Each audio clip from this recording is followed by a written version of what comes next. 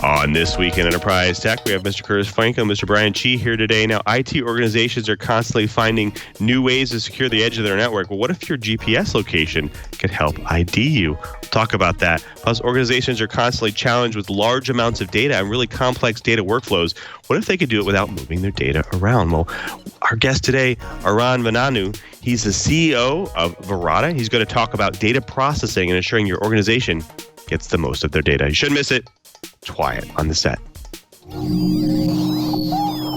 Podcasts you love. From people you trust.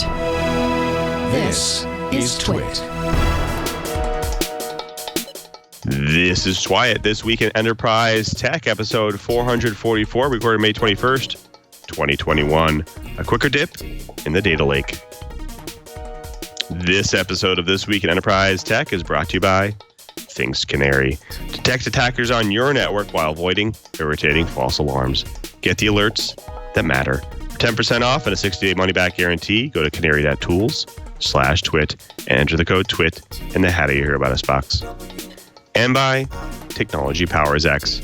Learn how technology is reshaping business through an original podcast from Dell Technologies. Search for Technology Powers X anywhere you listen to your podcast and download each episode today. And by Nareva. Getting your audio ready for meetings back in the office? Nareva Audio is designed for distancing. It automatically adapts to new room configurations, so you're ready for the new normal and whatever comes next. Learn more at nareva.com/twit.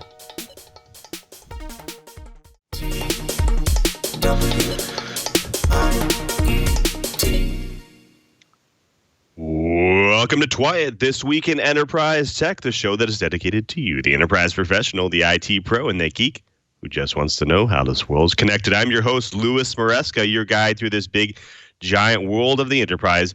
I definitely can't guide you myself. I need to bring in the professionals, the experts in their field, starting with our representative of the Sunshine State and our network geek, Mr. Brian Chi. Chi-Bert, how are you adapting to the great state of Florida? I'm really enjoying IKEA. A lot of people make jokes about it, but it's darn fine furniture, and it's fitting in very nicely for what we want to do. Fantastic. Well, hopefully someday you'll also get that fiber network into your house as well. One can only hope. Fantastic. Well, speaking of the Sunshine State, we have another more longer-term representative of the Sunshine State in our enterprise and security expert as well. He's a senior analyst at Omdia, and he's our very own Mr. Curtis Franklin. Curtis, how are you, my friend? Doing well, thanks, Lou. It's a pleasure to be here. Always great to end the week with the good folks at Twyett. Now, Curtis, so you ended Black Hat Asia. When's the next one? When's the North America one coming up? North America comes up the end of July, beginning of August, and it's going to be a wonderful hybrid event. So there will be an in-person component, but for those who cannot or don't feel safe traveling, there will also be quite a lot that is available via the internet. As a matter of fact, my presentation, which is part of the Omdia analysts gathering, will be virtual. So it's going to have a little bit of something for everyone, and we're already getting some previews of the presentations, the research that's going to be presented, and it's going to be well worthwhile to be there, whether you're in person or coming in via your browser. Fantastic. Looking forward to it. Well, it's been quite the week in enterprise, so we should definitely get started here. Now, IT organizations are constantly finding it challenging to secure the edge of their network. Well, what if they had additional pieces of information and data for each of their users to help with doing so? Well, what if they had the GPS locations of you? We'll talk about that. Now, you and your organizations might be worried about hackers, but what about AI-powered hackers? Think about that one. Now, organizations are constantly challenged with large amounts of data and complex data workflows. What if they could do it without moving their data around? Well, our guest today, Aran Vananu, CEO of Verada, he's going to talk about data processing and ensuring your organization gets the most of their data. But first, like we always do, let's go ahead and jump into this week's news blips. As a technologist or an IT person, you look to automate your most mundane tasks. I definitely do. Now, lots of people may be familiar with AutoHotkey. Now, it is a free and open source custom scripting language for Microsoft Windows, initially aimed at providing easy keyboard shortcuts or hotkeys as well as macros. Now, unfortunately, with all the good things that come out that make our lives easier, also come at a price too, especially for hackers. Now, cybersecurity researchers have uncovered an ongoing malware campaign that heavily relies on AutoHotkey scripting language to deliver multiple remote access Trojans, such as Revenge Rat, Lime Rat, Async Rat, Houdini, and VWorm on target Windows systems. At least 4 different versions of the campaign have been spotted starting February 2021. Now, any AutoHotkey compiled script is a standalone auto executable that contains an AHK interpreter, the script, and any files it has incorporated with the file install command. Now, anytime you have an interpreter, that means you can inject code at any time. Now, with Windows trusting the runtime but doesn't know to trust the interpreted scripts, it actually makes it hard to figure out what's going on there. Now, in this campaign, the attackers incorporate malicious scripts, executables, alongside a legitimate application to disguise their intentions. Regardless of the attack chain, the infection begins with an AHK executable that proceeds to drop an executable or execute a different VB script that eventually loads the rat on the compromised machine. Now, in one variant of the attack, first detected on March 31st, the adversary behind the campaign encapsulated the dropped rat with an AHK executable in addition to disabling Microsoft Defender by deploying a batch script and a shortcut. Now, a second version of the malware was found to block connections to popular antivirus solutions by tampering with the victim's host file on their machine. Now, the outcome denies the DNS resolution for those domains by resolving the local host IP address to instead the real one. And this is not the first time adversaries have abused AutoHotkey to drop malware. In fact, in December 2021, Trend Micro researchers uncovered a credential stealer written in AutoHotkey scripting language that singled out financial institutions in the U.S. and Canada. I guess it goes to show you even the most convenient tools out there could be your Trojan horses. Well, there's a new preferred hacking tool in use by cybercrime and APT groups. For nearly 2 decades, the open source Metasploit hacking platform has garnered a mix of enthusiasm and frustration by security teams that both need the tools to test their own networks, but fear cybercriminals or other bad actors could use it against them in attacks. Metasploit remains popular today among good and bad hackers, but another red team tool called Cobalt Strike is increasingly playing a major role in attacks. The threat simulation software suite for penetration testing was created by researcher Raphael Mudge in 2012 and was acquired last year by Help Systems. Its most popular component by nefarious hackers is Beacon, a payload that operates like an attacker, running PowerShell scripts, logging keystrokes, snapping screenshots, stealing files, and dropping other payloads or malware.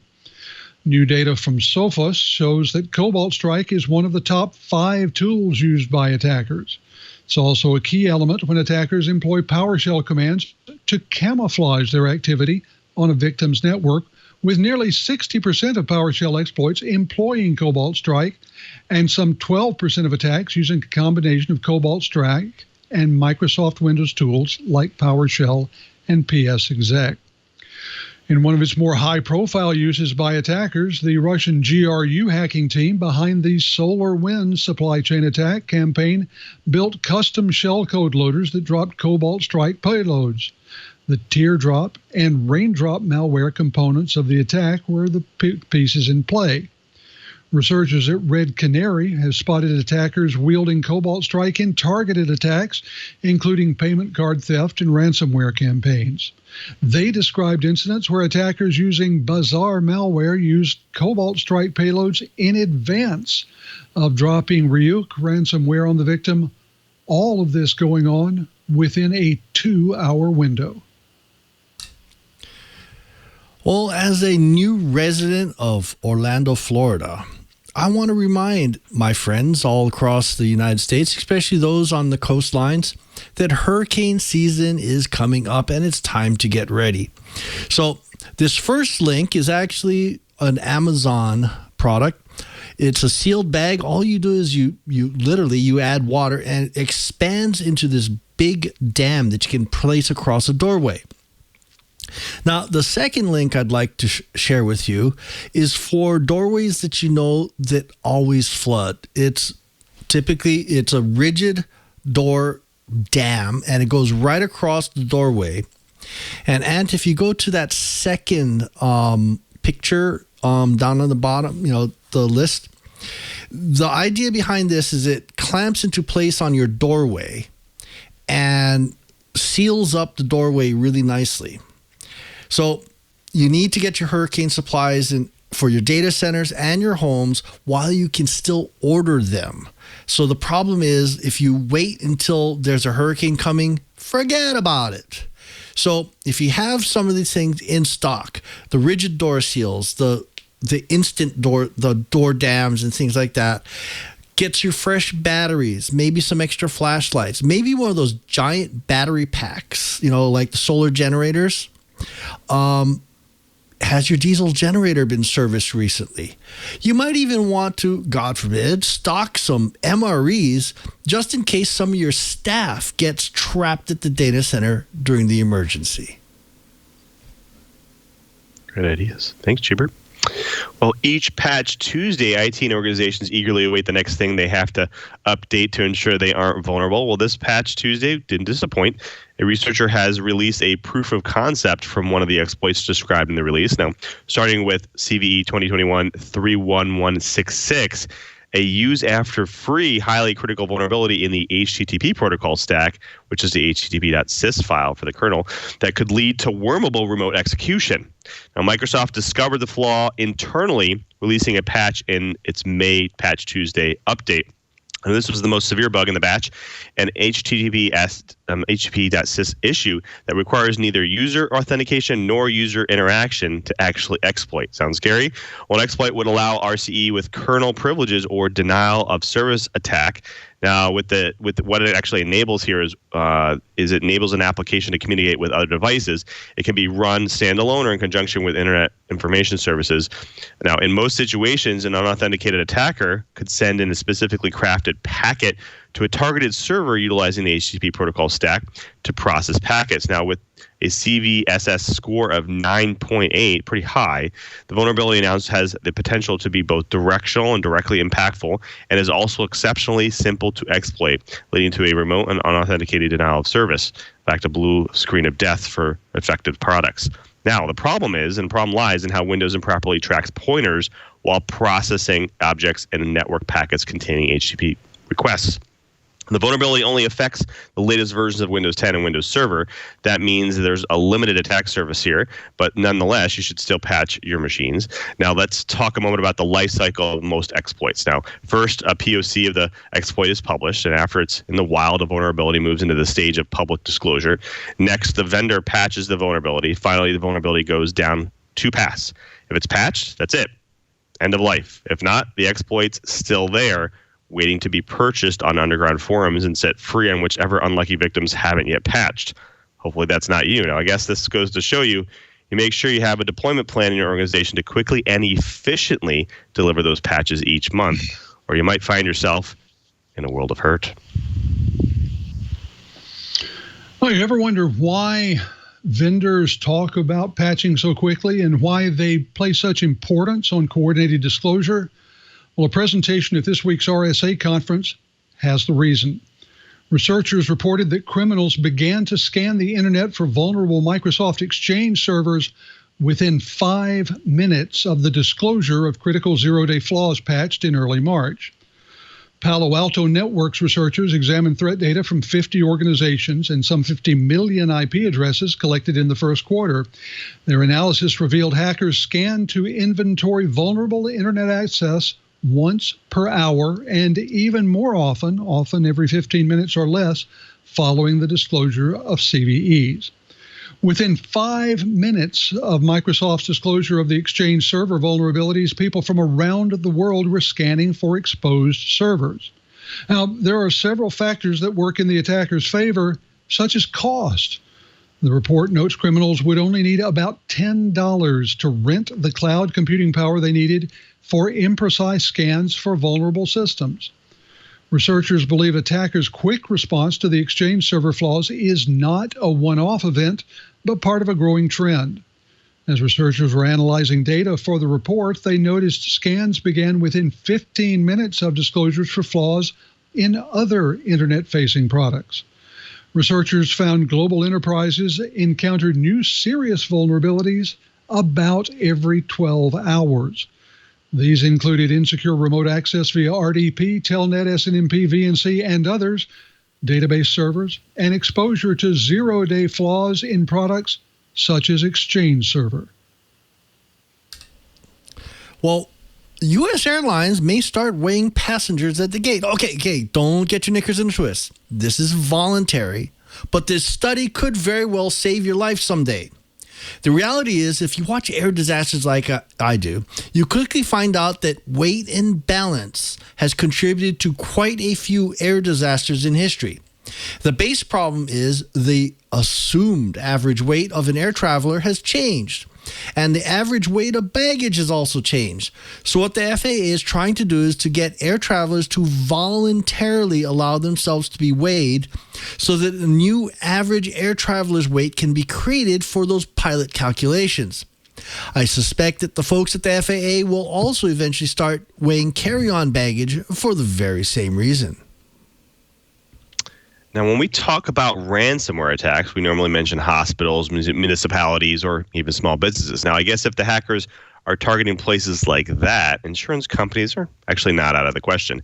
Now, CNA Financial, one of the largest U.S. insurance companies, paid $40 million to free itself from a ransomware attack that occurred in March. Now, the hackers reportedly demanded $60 million when negotiations started about a week after some of the CNA systems were encrypted, and the insurance company actually paid the lower sum a week later. Now, if the $40 million figure is accurate here, CNA's payout would rank as one of the highest ransomware payouts that we know of, though it's not lack thereof of trying for hackers, because both Apple and Acer had data that was compromised in separate $50 million ransomware demands earlier this year.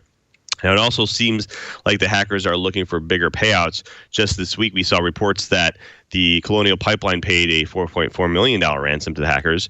While the number isn't as staggering as the demands made by CNA or to CNA, it seems still much higher than the estimated average enterprise ransomware demands are in 2021 or 2020. Now, law enforcement agencies recommend against paying ransoms. Makes sense, saying that payouts will encourage hackers to keep asking for higher and higher sums. Now, the ransomware that locked CNA systems was a Phoenix Locker, a derivative of another piece of malware called Hades. Now, Hades was allegedly created by a Russian group with Mr. Robot-esque name, Evil Corp. Now, there's no time like the present to make sure you're putting defenses in place for ransomware, especially those trusty old backup and recovery plans. Now, if this is the year of anything, it may be the year of ransomware. Well, folks, that does it for the blips. Next up, the bites. But before we get to the bites, we have to thank a really great sponsor of This Week in Enterprise Tech, and that's Think's Canary. Now, the last thing anyone wants or needs right now is definitely a data breach.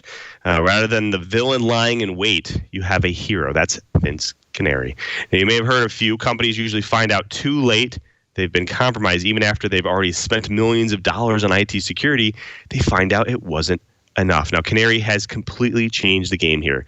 It's designed to be installed and configured in minutes without all the complex installs and required specialists. Now, what happens when someone breaches your network? Well, they prowl the network looking for juicy content. They'll browse the Active Directory for file servers and explore file shares looking for documents. They'll try default passwords against network devices and web services, and they'll scan for open services across the network. Well, Canaries can be deployed throughout your entire network, and you can make them look identical to routers, switches, NAS servers, a Linux box or Windows server, or attackers won't know they've been caught. Now, Think's Canary are designed to look like the things that hackers want to get to. You could put fake files on them or even enroll them in Active Directory. Now, when attackers investigate them further, they give themselves away and you're instantly notified. Now, you can also use Canary tokens. Now, these are tiny tripwires that you can actually drop into hundreds of different places, and they follow the Things Canary philosophy of trivial to deploy with ridiculously high quality of signal. Now, if an alert happens, Canary will notify you any way you want. Plus, you won't be overwhelmed with false alarms. You can set up to get alerts by either email or text message right on your console. Within Slack, you can even use webhooks, get it via syslog, or even straight through their API. Now, it gives you the ability to choose the option that works best for your business. Now, it's important that companies know two things when it comes to data breaches. That's right. One, hackers will usually take the path of least resistance, and that's typically your staff. And two, it takes on average 191 days for a company to realize that there's been a data breach.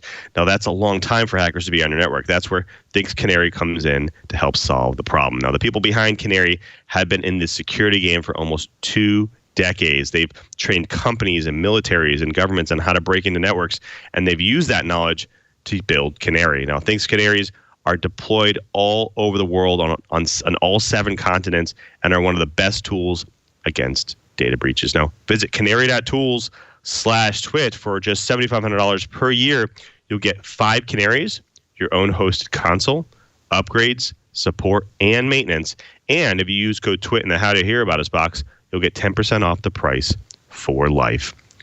We know you'll love Things Canary, but if you're not happy, you can always return your Canaries with their 2-month money-back guarantee for a full refund. That's canary.tools/twit and enter the code TWIT in the How to Hear About Us box.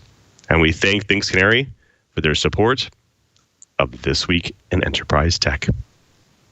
Well, folks, it's now time for the bites. Now, we've talked about the fact that remote workers are a challenge for IT organizations. I know a lot of organizations out there continually to fight their remote workers to make sure they're securing their networks, securing their devices, that kind of thing. Now, your network perimeter is more challenging, and so is the ability to enforce the identity requirements. Now, think about the nomad remote worker, right? The person who travels around from place to place, and you don't know where they're going to be working from, especially with those backgrounds you can use, in Teams and Zoom. You can't tell where they're at, right? Like mine. Now, you know what I'm talking about. Now, organizations will continue to use additional pieces of metadata that define a user to help ID them to ensure they know who they are. Now, what if they are in high-risk network areas, right? Well, we want to know that. Now, the additional data could be fed into a machine learning model or even an AI to determine risk levels of a user, help process presence and identity, and ensure that resources are accessible and are securely accessible. While there are new capabilities that let admins restrict access to resources from privileged access workstations or regions based on GPS location. That's right. Microsoft has announced new identity and access management capabilities to its Azure Active Directory conditional access feature, built to give admins more control over how resources are accessed and help them handle access policies and authentication for virtual machines. Now, one of these tools, available in public preview later this month, lets admins restrict access to sensitive resources for specific countries or regions based on the user's GPS location to meet data compliance requirements. Now, they can also apply policies based on device attributes, so they can require access for devices that meet specific criteria. In fact, due to VPNs and other factors, determining a user's location from their IP address is not always accurate or reliable. That's right. Now, GPS signals enable admins to determine location with higher confidence. Now, when the feature is enabled, a user will be prompted to share their GPS location using the Microsoft Authenticator app during sign-in. That means that the orchestration between multi-factor authentication tools on devices that GPS and cellular are available assist in actually providing additional data that not all devices maintain. This is very interesting. I think this additional piece of data could help here. Now, Curtis, I want to throw this to you first. What does this mean for IT admins of large enterprises? Having that additional piece of data now part of the user directory will help them? I think it will. One of the things that we had mentioned in a recent TWIET is the idea of behavioral factors for multi-factor authentication. And this can be anything from where and when a user normally logs on to how quickly they type their username and passwords. Having this data is going to be critical for being able to implement this sort of behavioral factor for authentication. And as you point out, it also does great things for companies that have complex regulatory compliance to worry about. In other words, whether data, especially things like financial and personally identifiable information, can be disclosed in particular jurisdictions. This is one of those things that privacy experts are going to have trouble with, but we've seen over and over that in the context of an employee, there really is no expectation of privacy. And I see nothing but good stuff for the IT team when they have access to this kind of fine-grained location information. Agreed. Now, you mentioned complex regulatory scenarios. Now, Cheever, you worked for the government. Now, this additional piece of metadata will help with auditing? Well, not only just auditing, it's just, little things like, I don't know how many people actually remember to set their away flag. I keep forgetting, and I'm in the biz. I'm a journalist. I should be able to know.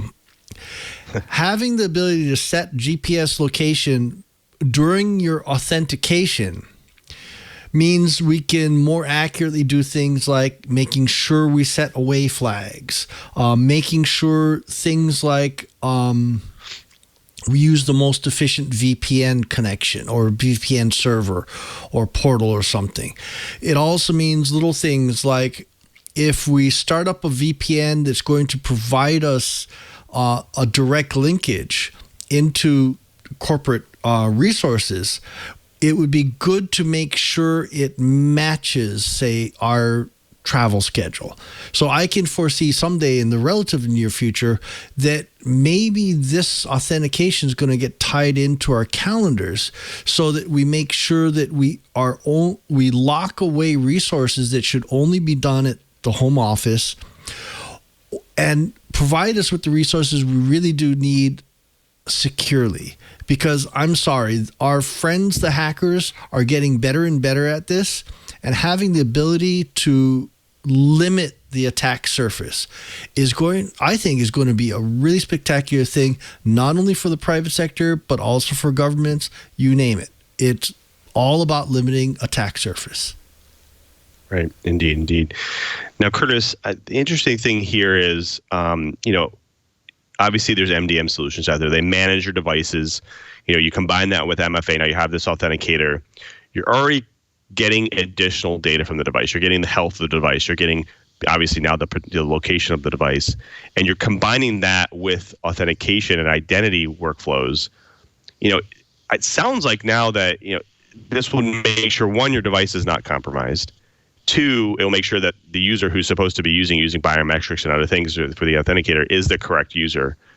Now, it seems like since they're separate devices, you have a mobile device, you have your PC, this could be a risk of the fact that if one of those devices are compromised in some way, it doesn't matter if you use the authenticator, know your location, it could potentially mean that the device might be in a different location, right? Like it almost seems like there's some gap there that we're missing, and the enterprise is going to need to come up with another solution to help manage that. Do you think that's correct, or do you think that there's something else that's going on here? Well, I think that what this does is show that it can be awfully complex because, let's use the information that you presented, where you have a user who has a mobile device and a laptop. Right. Ideally, and in many cases now, you have a situation where, say, an authentication code is texted or sent via some other mechanism to the mobile device so that the user can enter it and verify their identity. One of the things that many people would say is, well, let's make sure that the laptop and the mobile device are in the same location. That way we know that the owner is legitimate. Problem there, of course, is that you have things like location information returned from hotspots and from various wireless networks. It's not unusual, for example, for me to be sitting here in Orlando at a coffee shop and suddenly have show that my location is somewhere in Kansas City because that's where the access point for Wi-Fi is registered. So having access to the GPS data eliminates some of that uncertainty. It can create some complication, but I think that ultimately having the richer data set is going to do nothing but provide greater security and greater certainty for multi-factor authentication. Right, makes sense. Now, Cheever, you're in the back channel here. You're mentioning some other consumer-grade applications for this as well. What else do you see that can come out of this? Well, just little things like you never know, unless you've gotten really, really creative on how you name your printers, you're going to probably print to the wrong printer. So that means you could be potentially leaving some very sensitive information sitting on a printer in another building.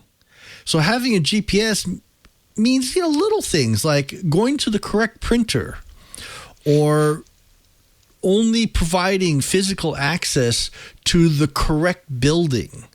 Little things, but it adds up to a real interesting set of security, because one of my favorite examples is, you just started a VPN connection from Heidelberg, Germany, but yet someone just did a card scan in the corporate headquarters.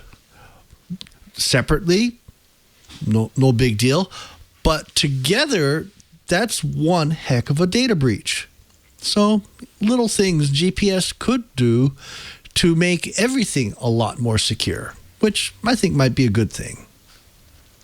I'm not going to lie. I've definitely made that printer mistake in the past. Tried to print sensitive financial documents at a hotel and ended up printing to some remote. I was standing literally in front of the printer, and I hit print, and it printed somewhere else. And I had to literally go find where that was at. I spent probably 30 minutes. Finally found it. Went to the front desk. So I was lucky that it went to somewhere secure. I'm actually interested to see if this application will apply. Obviously, companies like Netflix and other consumer companies, they haven't been, really going down on people who are making it so it's hard for people to log in from multiple locations. But at some point, they will start enabling these things where MFA will be enabled and now location information is required, that kind of thing. I know for a fact that YouTube TV especially does this now. They get your IP and they get your GPS location from the YouTube app to determine whether you're in the right location or not. So you can, you can't get that localized information that the FCC doesn't want you to see from the different locations. So I think that's very interesting. This could be applied to many different places. We'll have to see how it unravels in the future. Well, folks, that does it for the Bites. Next up, we do have a great guest to drop some knowledge on the Twilight Riot. But before we get to that, we do have to thank another great sponsor of This Week in Enterprise Tech, and that's Technology Powers X, an original podcast from Dell Technologies. Now, each episode of Technology Powers X focuses on a different industry and goes behind the scenes to help you understand how technology reshapes businesses everywhere. Now, I got a sneak peek of preview of Technology Powers X. Now, if you're interested in technology behind roller coasters, you should check out episode 2, How Technology Powers the Best Ride of Your Life. In fact, it goes through how massive amounts of data and the edge-based AI plays a role in your actual experience on the roller coaster. Very cool. Now, a recent episode features researchers who are studying the architecture of the human brain in an effort to develop more versatile AI models. Another episode explores the world of professional esports, featuring behind-the-scenes look at Team Liquid and their star CSGO player, Allege. And one episode actually talks all about vertical farming. That's right. And how innovative new tech can change where food comes from and how this may be the future of sustainability and feeding 21st century populations. Now, Technology Powers X is hosted by Danielle Applestone. She's a hardware engineer and an entrepreneur. And if you're a pet lover, check out episode 14, The Best Partner for Pets. Here's a clip. Yet today, technology plays a growing role, not just in happy reunions, but as an invaluable tool to America's animal welfare workers.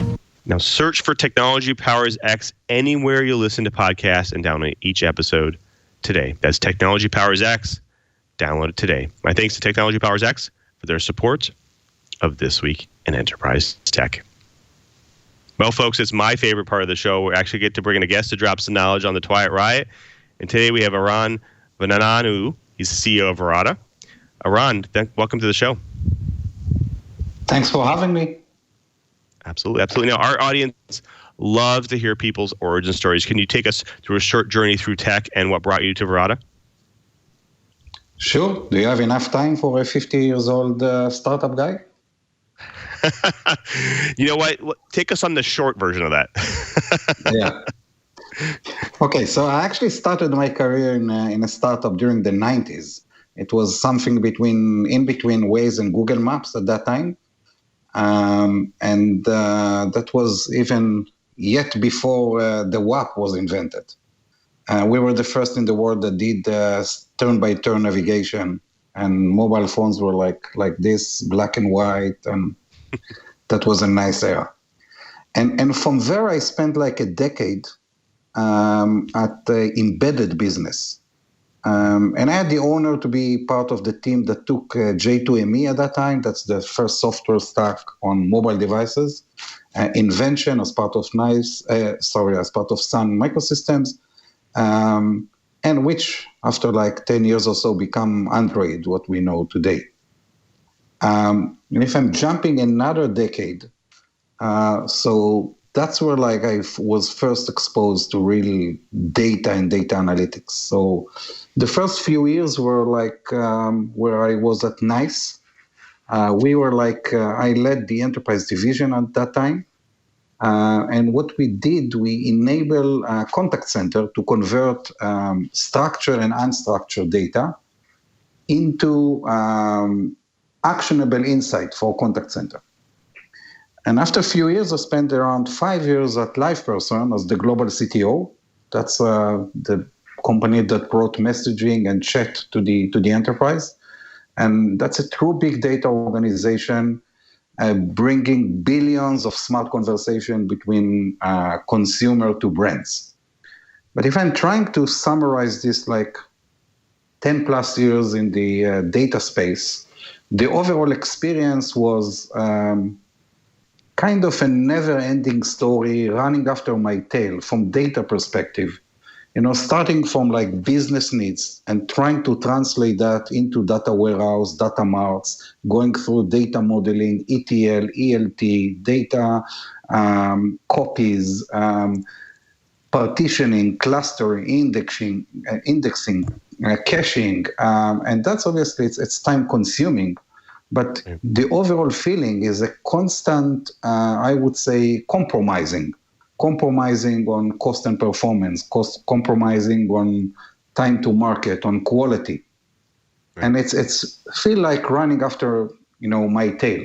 And when I met the Verada founding team that came from Extreme.io, and with their ideas and invention about the ability to index big data, I practically realized immediately that that's what's the value for enterprises.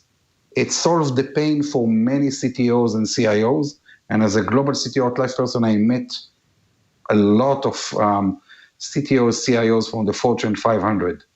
And I obviously also immediately saw the opportunity to take such innovation to the market. So here I am. Fantastic. Now, you mentioned this. Obviously, organizations have tons of data, right? And they continue to find challenging and find it really challenging to process it, produce analytics from it that can actually impact their business in a good way. Now, obviously organizations store data all over the place. They store it in hybrid cloud, they store it on-prem. What are you seeing organizations doing with their data in order to process it and make more use out of it? Yeah, we see several trends, I would say, but the big trends, you mentioned data warehouse, and data warehouse is here with us as the default, I would say, destination for any big data analytics. For 2 decades, I believe, that's the default state of mind. There are some innovation, like in the cloud, and what Snowflake did, etc. But the overall state of mind is that, think about it, that Mr. Business will define what exactly is expected. Let's assume that you want to slice and dice data from sales per country, per region, per product, per price, okay? And then someone from the technology need to digest that and translate that into everything that I've mentioned, like model the data, making sure that the data is ready for interactive analytics. And that means a lot of thinking and modeling and caching and cubes and partitioning, etc. It also means that you need to wait usually days, if not weeks, okay? And the common comment that you hear from business people is that I just need 2 more dashboards and I'm waiting a few weeks for that. Why it's so complicated? And it's indeed complicated. But last but not least, this entire process, it's like time consuming, but it's costly, and it's actually relying on the very expensive and important people, which is the data engineer. So this state of mind that, organization actually takes them a lot of time to actually grab insights from data. What we saw during the last few years is like a transition toward the data lake. And data lake brought many things to the table, but I would, go through like maybe 2 of them. The first is obvious. It's like one place to put data in a very cheap and easy way. And that's thanks for Google and Amazon and Azure and whatever. It's like very easy to do that. But the other thing that data lake brought to the table is a separation between data storage, or how the data stored, to how we consume the data. And unlike, data warehouse, that there is a tight connection between them, in a data lake, there is like, you store the data as it comes in its granular format, and you're not losing any dimensions, etc. And that's this move, it's mainly due to the business needs, because if you look about what data consumers needs, they actually want access to all the data and to a wide range of use cases. And to be honest, you cannot, expect them to know exactly what they're going to ask, because in a world of data, that everything is data-driven, they don't necessarily know which questions they want to ask. They just want to be able to ask anything on all the data. And that's part of what pushing, the adoption of data lakes. Right. Yeah, I think it's interesting. A lot of organizations, they're basically forced to put their data somewhere else in order to get analytics off of it. They have basically cold passive data that they're piped to, like you said, data warehouses, data lakes, and or other cloud data storages, and then services then pick that data up and run analytics on them. It's cumbersome, it's expensive, and it means that they're just kind of on that like cold path where they don't get like real-time analytics based off of data. Mm-hmm. What are organizations doing here to get beyond that, to get to more of the like warm or hot pass kind of analytics? Yeah, this is unfortunate today, because what happened is that the data lake has, the majority of the data, and around, 10% or 15% actually moved to data warehouse. So think about BI or data scientists or application. So if they want interactive analytics, they will go into data warehouse, which is practically 10-15% of the data, and not all the dimensions, etc. And only the ad hoc and data scientists will go into the data lake. So what we see today, that organization trying to what we call data silos, taking some data from the data lake, copy it to a different place, what was used before like data mart or small data warehouse, to make sure that it fit into a specific use case, and then another data to another use case. And this is also, pretty heavy, pretty costly, slow time to market. So it's so much easier to actually do what we call data virtualization. And data virtualization is practically the ability to consume data without the need to pay attention to its format, to the source, to the size, to the complexity, and without the need to move, copy, or model the data. So that's the vision. But there is a gap between the vision to how people use data lake today, and that's a good vehicle to explain what we do in light of that. Great, good segue. Now, this is interesting because I think we've had companies on here like Splunk, like they process real-time data. They use microservices. They use a kind of a chain of responsibility where the first piece of the node gets the data, they process it, passes on to the next node, and they can scale that out, and they can process unstructured data because they know the origin of the data. They know that it's coming from IIS, or they know it's coming from a router. Now, you just mentioned, hey, we don't actually need to pay attention to the format of the data in order to make useful data out of it, maybe to extract structured data from it. Can you maybe take us through some of your technology and what you're doing there? Mm-hmm. Yeah, so first of all, you mentioned Splunk. Splunk did an amazing job for security. If you zoom out, outside from security and try to address, overall analytics on big data, that's a wider use case, and it's a SQL based. But if you look about the problem that I've mentioned, the vision of let's query the data out there where it lives. Let's not move and copy and model the data. Let's keep the data as it is. So what we do in this space, think about Varada as a mid-tier that live on top of your data lake or data sources and below your data consumers. Data consumers could be your applications, your BI, your data scientists, anything that consume data via SQL. This could be, via JDBC connection, etc. And Varada, it's essentially a suite of dynamic and adaptive acceleration strategies, which leveraging our unique IP, which is indexing. So it's how it starts. Everything starts from, let's call it a deep workload observability. What does it mean? It's a machine learning layer which constantly listening to the SQLs that hitting the cluster and learn your queries structure and behavior. What does it mean structure? Which tables are queries? Which fields are queries? Which table is joining other tables? And behavior, which queries came from workload X or Y, what's coming up during morning or during the evening time. Those insights actually enable the platform to autonomously take decisions about which queries need to accelerate, how and when. And we did not stop there.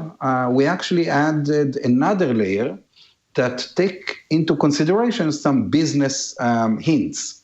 Let's assume that you're head of data platform in a specific bank, and there are like one workload that comes from JDBC from your consumer via your app, and another 1,000 type of queries coming from your data scientist or analyst. You can decide which one is more important to you, more from business perspective. And then while we index the data, we'll take that into consideration while assuming the overall budget and cluster size. So if we're talking about the indexing, that's actually the secret sauce. So when I'm saying we apply adaptive and dynamic acceleration strategies, it's a combination of indexes and cache and data. Let's talk a minute about the indexes. So it took us like 2 years to work on that. So let's talk about it, try to summarize that in a minute.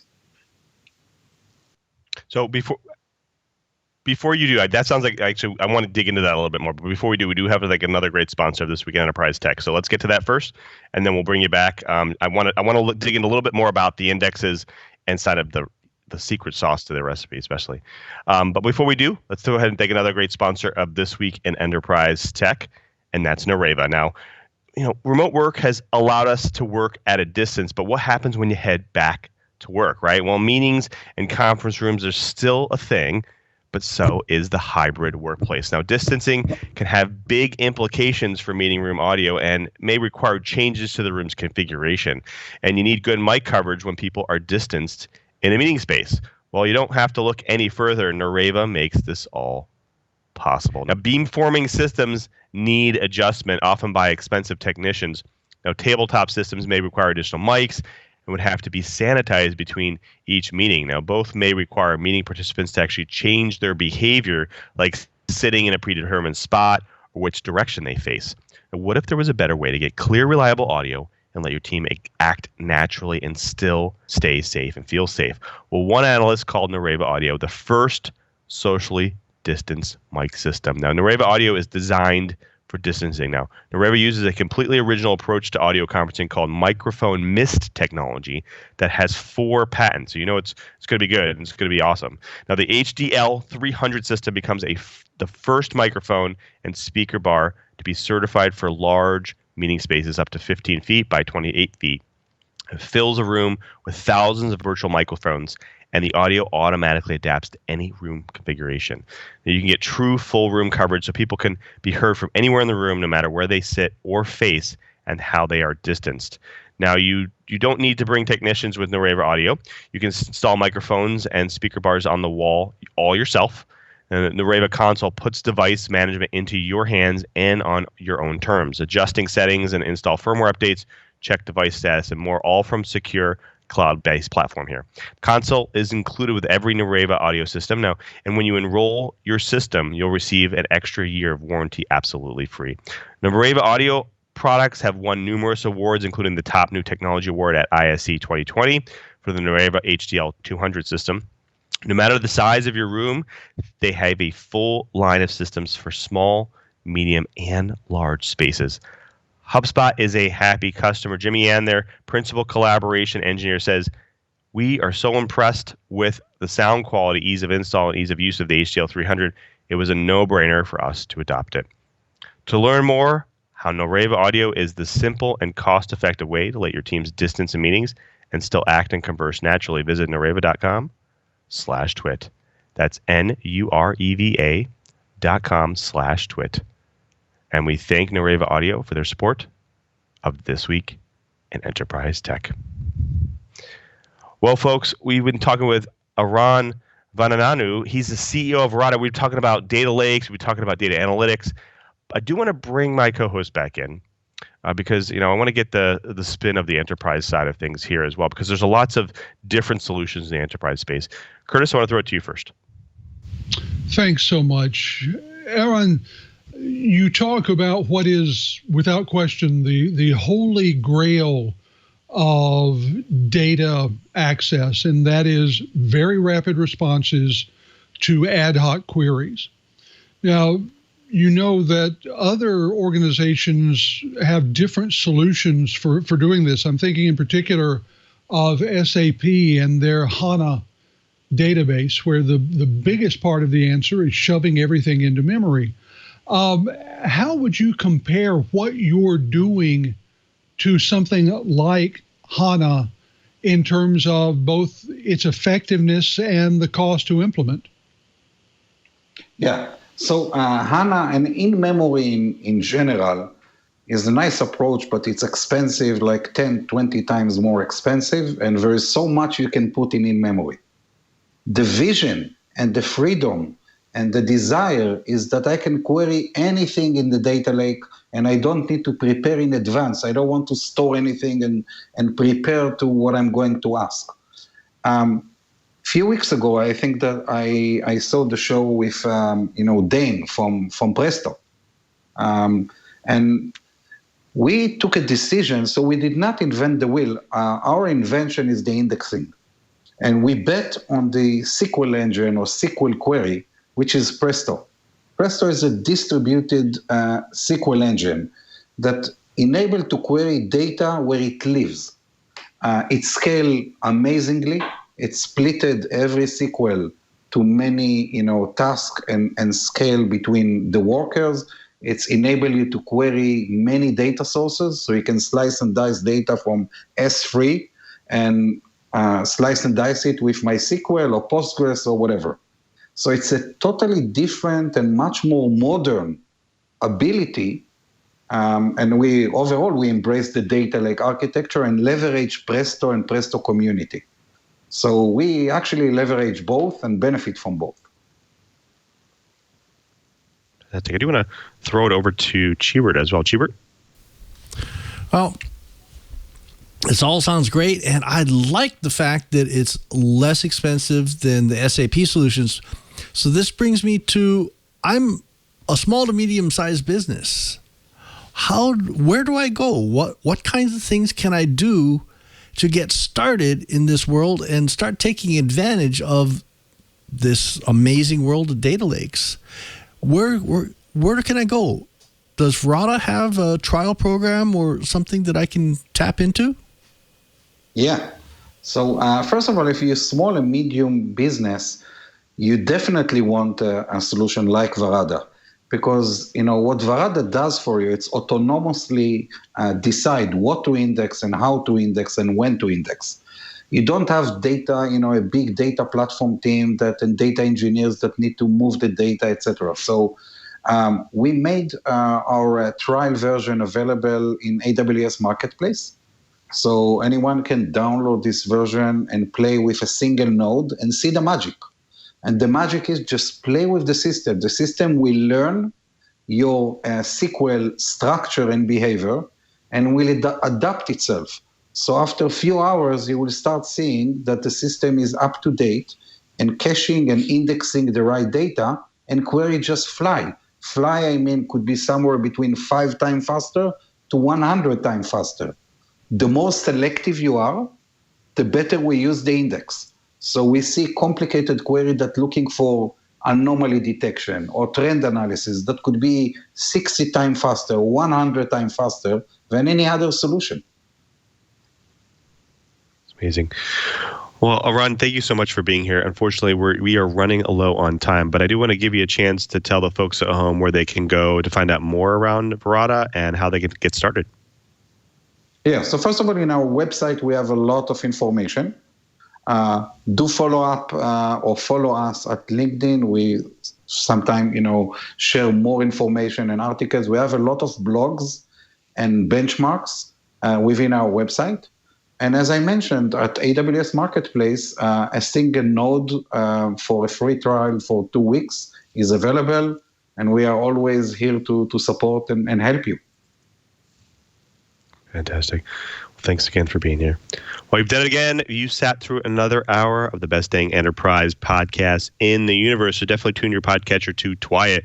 I want to thank everyone who makes this show possible, especially to my co-host. That's right. Starting with our very own Mr. Brian Chi. Brian, what's going on for you in the coming weeks, and where can people find you? Well, as you can see, I still got a lot of junk, but I finally put my parts bins together. So, tinkering, here I come. Anyway, the show has been rolling right along, and we get all kinds of really great ideas from you, the viewer. So on Twitter, I'm ADVNETLAB, Advanced Net Lab. But you're also welcome to drop me an email. I'm Chibert@twit.tv. Or better yet, why don't you throw an email at Twiet@twit.tv, and that hits all the hosts. We'd love to hear from you. We'd love to hear your comments. We'd like to hear your suggestions. Lots of our shows are driven by viewer suggestions, and let's keep the ball rolling. Thanks very much for watching, and it's coming up on hurricane season, so stay safe. Get your hurricane kits ready so it's not a surprise. Thank you, Chibert. Well, folks, we also have to thank Mr. Curtis Franklin. Mr. Curtis Franklin, what's going on for you in the coming weeks, and where can people find you?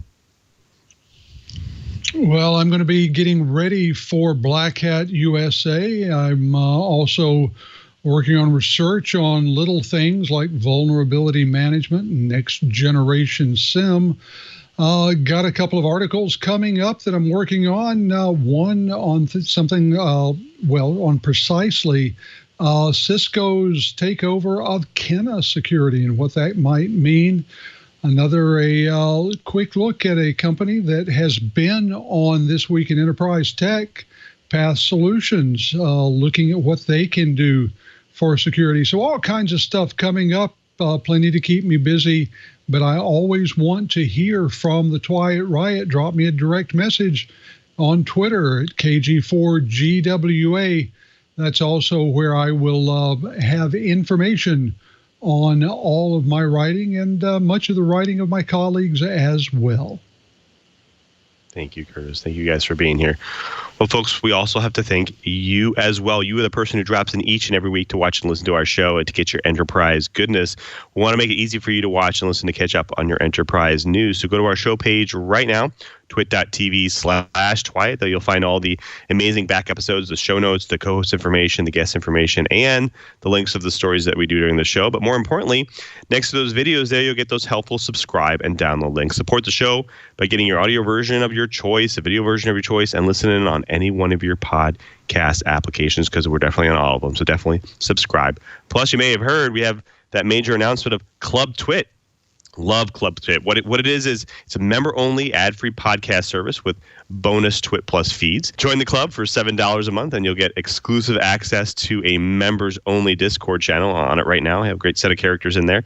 And you can also just be part of the club and join Club Twit and be part of the movement. Go to twit.tv/Club Twit.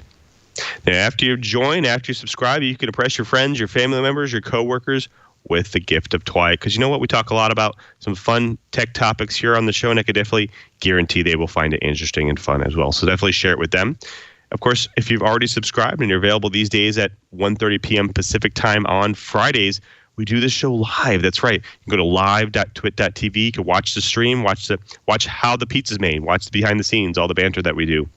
Plus, if you're going to watch the show live, you might as well jump into the chat room live as well. We have that IRC chat room as well as the Discord channel and irc.twit.tv. We love a chat room. There's always a great discussion in there during and after the show, so definitely get in there, irc.twit.tv. Now, if you can't watch the show live and you still want to be part of the amazing community, you could always check out the twit.community website as well. There's 24 discussion going on out there. Lots of great posts by the hosts, lots of great posts by of course, all of our listeners. So definitely go check out twit.community. Remember, you can always follow me, of course, at twitter.com/LouMM. There I post all the latest and greatest ways you can customize your office experience, as well as put some enterprise tidbits out there as well. So definitely check that out, and also definitely subscribe. Now, remember, I want to make sure I thank everyone who makes the show possible, especially to Leah and Lisa. They continue to support This Week at Enterprise Tech each and every week, and they continue to do that, and we definitely can't do the show without them, so thank you for all their support. I also want to thank all the engineers at Twit, especially all the staff members as well. And also I want to thank Mr. Brian Chi one more time. He's not only our co-host, but he's also our tireless producer. He does all the bookings and the plannings for the show, and we definitely couldn't do the show without him. So thank you, Cheaper, for all your support. Also, before we sign out, I thank our editor behind the scenes, Mr. Victor. Victor, thank you for all your support and making us look good after the fact. So thank you, sir. And I also want to thank our TD for today, Mr. Ant Pruitt. Ant, I know you were a little bit on a vacation there for a while. What's going on for you over here at Twit this week? Yeah, I actually did take a little bit of a break. It was much needed, but I still had fun creating some content, such as this week's Hands-On Photography, where I took a look at this amazing photo sent in by one of our awesome Twit listeners. So go check out Hands-On Photography and check out this beautiful photo that was shot with the smartphone. Oh, it's so beautiful. Beautiful. Yeah, amazing. Definitely check that out. And until next time, I'm Louis Maresca, just reminding you, if you want to know what's going on in the Enterprise, just keep Twiet. Hey, I hope you enjoyed that episode. If you are interested in checking out all things smart home and Internet of Things, then you should check out Smart Tech Today, the podcast I, Micah Sargent, do with my co-host Matthew Casanelli. It's all about the smart home and improving your automations.